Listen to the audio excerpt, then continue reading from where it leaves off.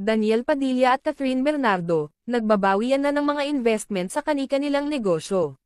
Maraming lumalabas na mga balita ngayon na galing sa isang source, na itong si Catherine at Daniel ay nagbabawian na ng kanilang mga pinuhunan sa kanilang mga negosyo, kung saan ay kasosyo ang dalawa, bawat abogado ng dalawa ay nag-uusap na, para bawiin ang mga pinuhunan ng dalawa sa kanilang mga investment.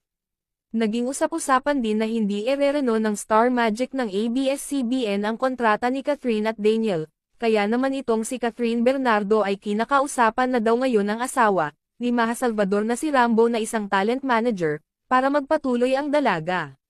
Sa side naman ni Daniel Padilla, ay naghahanap na daw ang aktor kung saan ito lilipat ng ibang network.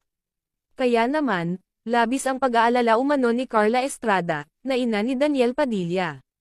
Isang kawalan nga daw ang love team na Katniel sa pamilya nito.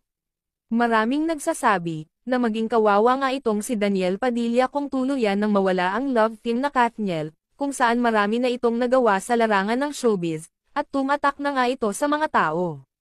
Dahil kung si Catherine Bernardo daw ang titingnan, ay may napatunayan na daw ito, at kaya nga itong mag-isa kahit wala si Daniel, magpapatunay nga daw ang Hello Love Goodbye na pinagbidahan nila ni Catherine at Alden Richards, na talagang tumatak at naging mataas ang kinita nito. Samantala, sa isang interview ni